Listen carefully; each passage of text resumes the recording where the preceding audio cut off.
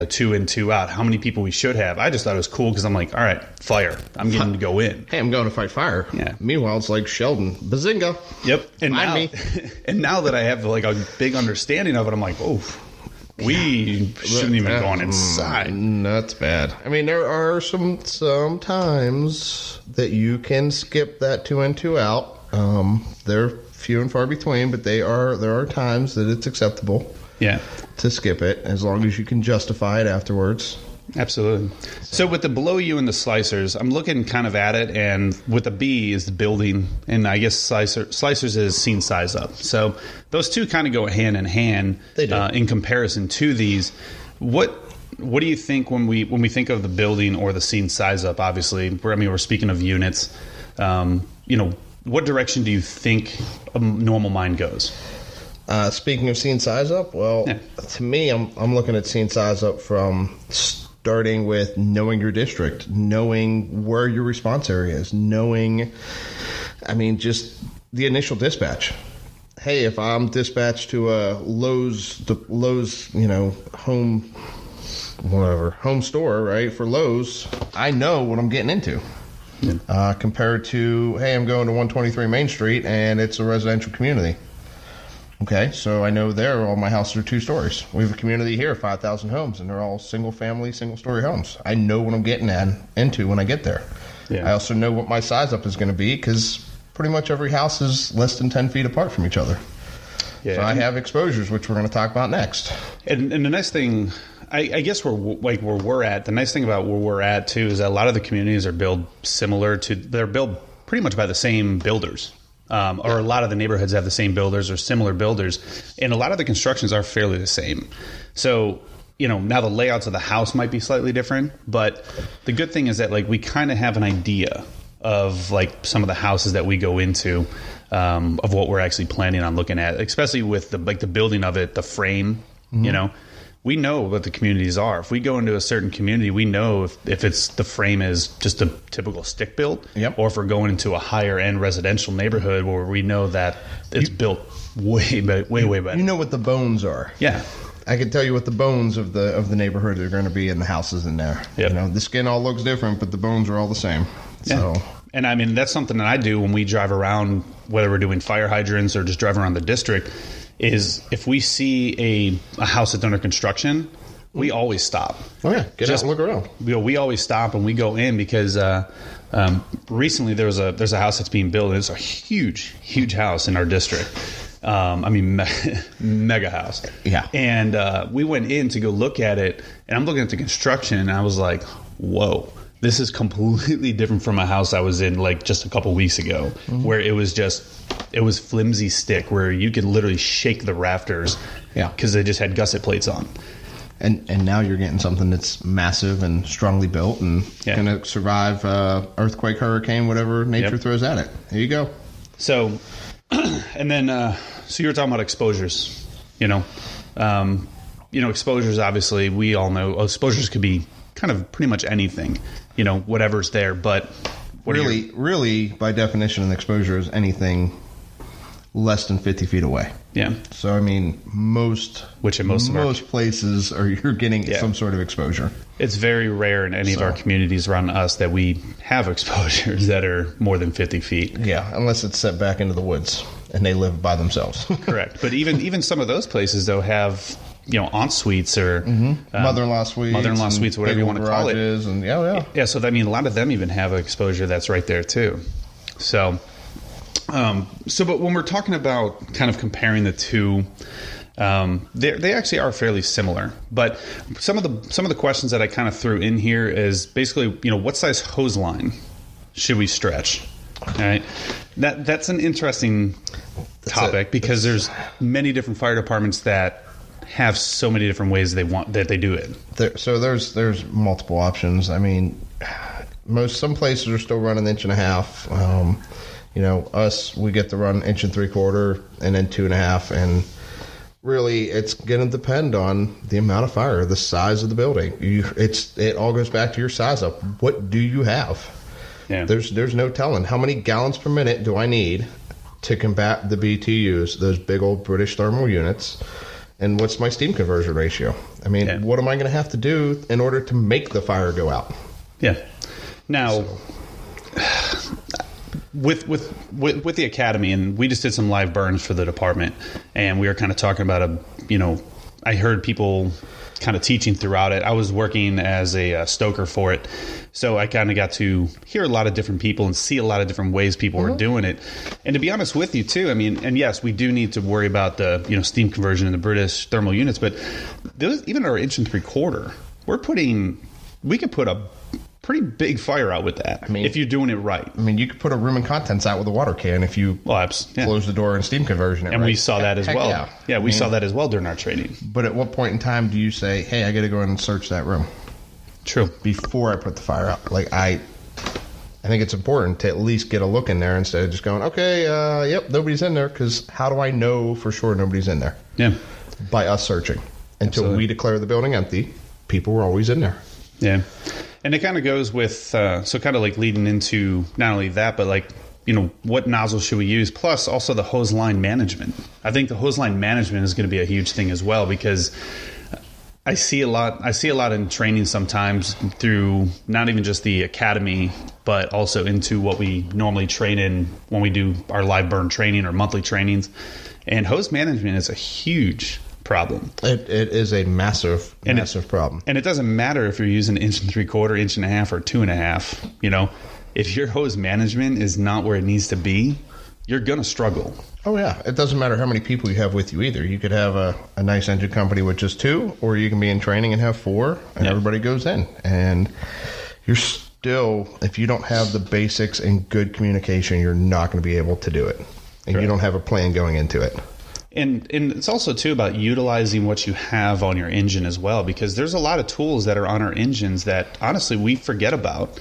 And, when we were doing our training recently, I didn't even think about the hose roller when we were trying to bring hose over like an edge. Yeah. I didn't even think about the hose roller. It could have made our job and our life so much easier. It's there. Oh, yeah, absolutely. It could. But the thing is, I completely forgot about it because we don't use it often, so it's kind of outside of a check off. We're like, ugh. Often? Okay, fine, Never. At all. we basically check it off, and that's pretty much about it. It's like an ISO requirement. True, but and that's the thing is that we need to utilize the equipment that we have, and that was something that I completely forgot about. I mean, the other thing, that's one thing, but the other thing you can think about is, do I take a dry line in? Yeah. And once again, it's going to fall back on a department's SOGs. Hopefully they're not policies on how you fight fire, because you get no leeway either way as to what you do. So if it's a guideline, I'm not saying I'm an advocate of it all the time, but if you can justify why you did it, that guideline is there for that. I mean, not policies are for uniforms, what time I'm supposed to show up for work, my annual leave days. The guideline is for how I fight fire, how I do my job. Absolutely. And I think with the dry line in, because I know that's another topic of discussion, because a lot of people believe you do not go into a building without a charge without water line. in your hose line. But I think it all depends on first if you know where the fire is. If the fire is on a 2nd division and you enter on the 1st division, why not? You might be able to make it. Yeah, make it. Now, the thing you have to watch out for, and this is the only thing, is that I'm not a big fan of doing the dry line, is corners or getting stuck in something, because if a door could easily close. A door can close and pinch it close on a flat line. You're right. And in the dark, you're not paying attention to that type of stuff, because your adrenaline's pumping, you're going, and next thing you know, they charge the hose line, and now you are trapped with no water. Well, I mean, you obviously make it to the top of the stairs and throw some hose, and then you charge your line potentially. I mean, you don't just say, I'm just going to wait until I get to the fire room, open the door, because now you're in the middle of the flow path with the fire. Hopefully. It's staring at you. You're looking at it and going, should have charged that line earlier. Yeah, and that's... But it comes back to training. Yeah. It goes back to the bare basics and the essentials. It goes back to the bones of the fire service in training. Yeah. If you do enough training and you get enough people on board with the same game plan, it can be done. Yeah. So let's kind of talk about, you really can't talk about engine company operations without a little bit of truck operations with ventilation, because in order for us to do our job on an engine properly, We need that truck to be able to ventilate properly. That's very true. I enjoy truck work. I enjoy truck operations. I would love to get up on the top of more roofs and cut holes in roofs. The problem that we have is, do you cut a hole when you have a first floor fire? Nope. Shouldn't. And then it's just the biggest thing is the coordinated effort between the engine company and the truck company. Yeah. They get in there, they find it, and you say, hey, let's put this out. Let's get this. The quicker a hole can be cut, put some water on the fire goes out. I mean, one of the best fires I ever went to that was it went right out. It was a kitchen fire.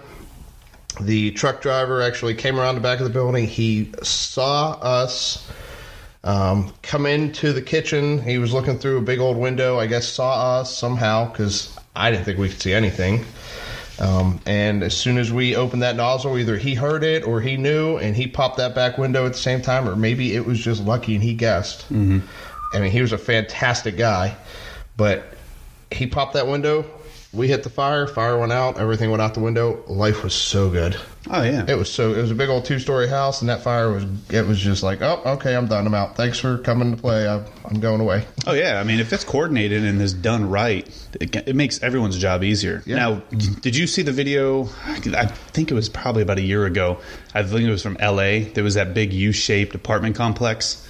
And the truck company was up on top, and they were kind of chasing the fire, and they were trying to do trench cuts, but they weren't doing it in the right spot, and it just kept spreading that fire. And within like 10 minutes, one whole side of the apartment complex. I mean, it's tough to do a trench cut too. I haven't personally had to do one. I know some of the guys when I lived up north had to, but you have to really, really and truly get far ahead of that fire. Yeah. I mean, you have to write off a lot of that building, a lot of that wherever you're at in order to make it happen. And it's dangerous. I know here the guys have had to do one in the past, and I don't think they had time to do it. The building wasn't big enough in order to, write things off. And unfortunately, that's part of the job. Absolutely. And the problem is, like with the video that I was talking to, and this just popped in my head, so I apologize that you didn't have a chance to pre-watch the video. But if you have a chance, I'll send it to you. It just popped in my head when we were talking about making it easier for engine company operations, is they made that so much harder. And watching the video, just watching the engine companies try to chase this fire down as the building just went, it was just... Yeah. You kind of lost that effort at that point where it was like, all right, we're no longer offensive. We're very defensive. We're going defensive now. But there's a lot of that also plays into what is the composition of the building. Has it been built upon? Has it changed? I mean, if it's a residential apartment building, we don't get in pre-plan those. I mean, it's a commercial building pretty much, but it's a residential commercial building at that point. Do you know what they have in there? I mean, you don't know if they've built roof over roof, and these guys are trying to cut and trying to chase it, and it's well ahead of them already. Yeah. I mean, you make those inspection cuts, but you still don't know where you're at with it. So, well, let's talk a little bit about water supply, because water supply. I know, me too. But water supply, obviously, it's pretty much the biggest. If we don't have a water supply, we can't fight fire. So, and that's just common sense. Yes. So water supply is huge. And, with us, we have 750 gallons of water. Okay. 750 gallons of water used properly will put out a lot of fire. Mm-hmm. When used improperly to fight smoke, please don't fight smoke. It doesn't work well. You just are wasting water at that point. Yeah. The quick check to the ceiling for checking for fire overhead, checking for conditions. If it, do a quick check, you shoot up, you pencil the ceiling real quick, or you do a quick squirt. Nothing comes back down. It's probably a little too hot above your head. You probably need to start cooling it down quickly as you get out in that hallway or into that room. Yep. Because you definitely have fire above your head. But that goes without saying. Water supply, though, as a whole, 750 gallons of water, like I said, will go far. I had 500 gallons in the past with the department, and it was effective. It was effective. But water supply, and when I was with the other department, every time you went on a call, they laid supply lines. They laid them. And, I mean, it's a good habit to get into because you